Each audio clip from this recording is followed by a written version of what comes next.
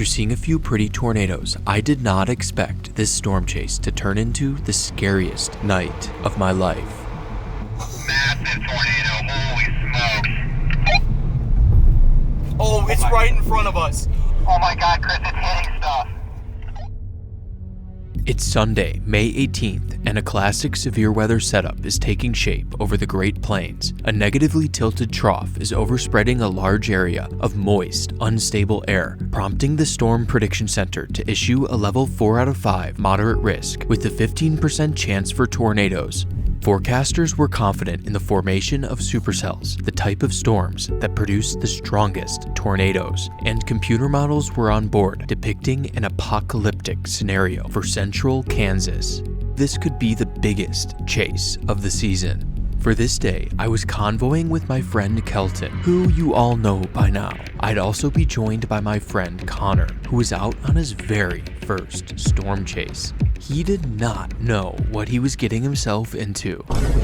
The initial target was right at the center of the tornado bullseye, but as we made our way north into Kansas, there was one problem. Milky clouds covered the area, cooling the air, limiting instability, which is bad for the formation of supercells. However, to the south in Oklahoma, there was a healthy cumulus field. These broken clouds are better. They allow sunlight to reach the surface, building instability, which is exactly what supercells need to thrive.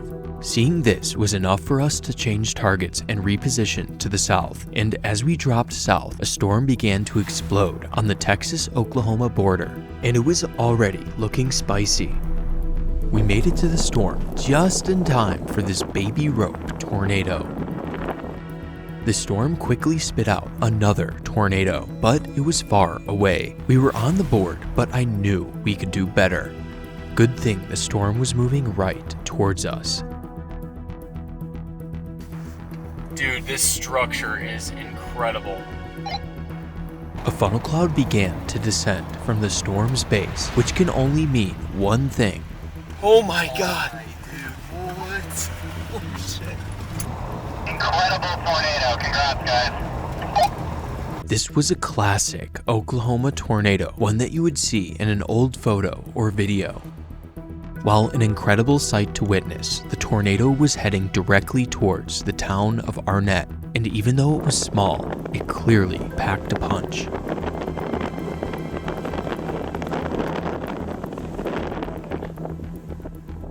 Thankfully, the stunning tornado ropes out just west of town.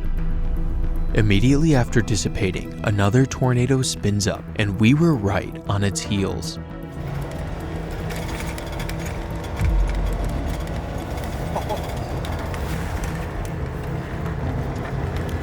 Way bigger than the last one. Yeah, it is. During the rope out phase, the tornado did one of the most unique things I have ever seen. Look at that! Oh, look at that! Oh, it's like a helical! Oh my god! That was incredible.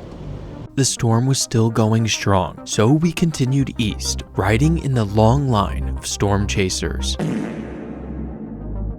The storm kept storming, but something wasn't right in the atmosphere for tornadoes. The supercell transitioned into an elevated, non-tornadic storm, but it was still gorgeous. At this point, we already had an amazing chase, documenting 4 tornadoes, 2 of which were incredible. Many other chasers called it a day, but another supercell was beginning to pop to our north in Kansas, and given the rarity of an event like this over the Great Plains, we kept the chase going, repositioning north towards the developing supercell. However, there was one problem. The sun was setting, so the rest of the chase would be in complete darkness. This reminded me a lot of the Greensburg night. Crazy. Yeah, I agree.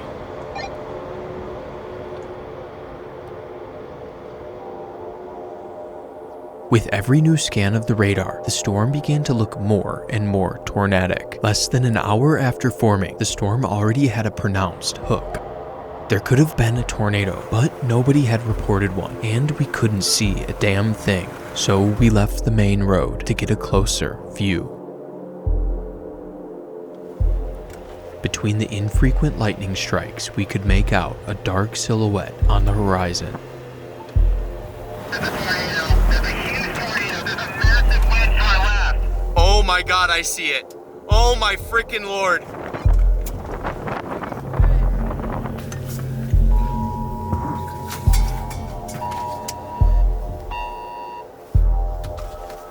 Oh my god! The wedge had a massive satellite tornado orbiting around the circulation, something that's only seen in the strongest tornadoes. And sickeningly, this monster was on track for a direct hit on Greensburg, a town that was notoriously hit by a nighttime EF5 back in May of 2007. Large wedge tornado southwest of Greensburg. Alright, let's go. We continued north to try and get a clearer view. However, the tornado was roping out. It may have just lifted. Looked like it was thinning out. Greensburg had seemingly dodged a bullet. However, immediately after the first tornado, the storm put down another, even larger tornado. It's putting down another wedge, dude. Dude, it's already down. This thing is insane, dude. This is literally Greensburg 2.0.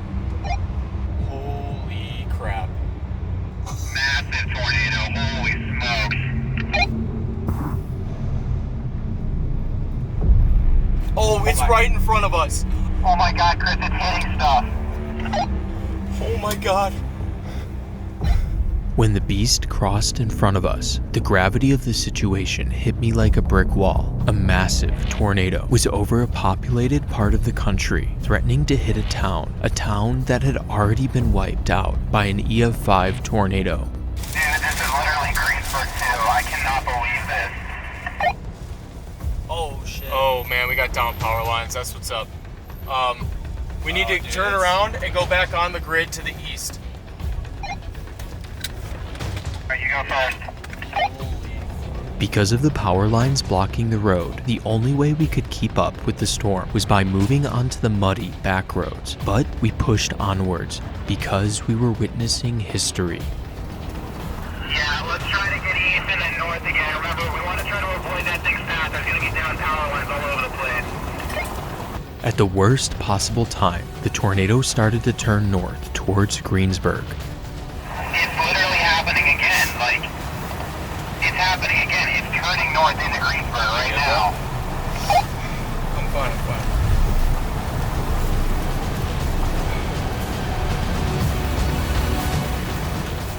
Thankfully, the tornado didn't turn into Greensburg, avoiding a worst case scenario. It's gonna go east of town, but there are still a lot of buildings to the east of town. Dude, that was insanely close to literally being an exact carbon copy of what happened. While we tracked the tornado from a seemingly safe position, another storm rapidly developed to our southwest. In such a volatile environment, this new storm could drop a tornado at any moment, and we were right in the path of the circulation. And if either of us got stuck in the mud, we'd be sitting ducks. Alright, I'm slipping really bad. I'm struggling back here, man. We just gotta keep moving. Yeah, we need to get the hell out of here. This is gnarly, bro. Various velocity is ramping up on the storm directly behind us. It looks like it's producing a tornado. Okay, I know. We need to get to this paved road and bomb east as fast as you possibly can. We struggled to keep the car centered on the road, but years of experience came in clutch, pushing through that dangerous position. The second storm would go on to produce another powerful tornado, derailing a train a mile to our north. I don't know what to do. I think we should go east. I think that's our... Oh my god, I don't know. Skelton, I don't know what to do, man. I really don't. I do not want to repeat past mistakes.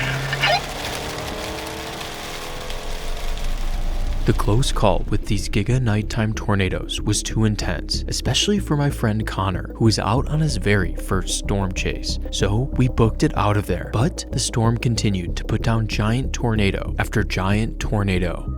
While we reapproached the storm from a much safer road, my friend Jesse was right on the heels of another monster as it moved into the town of Plevna, Kansas.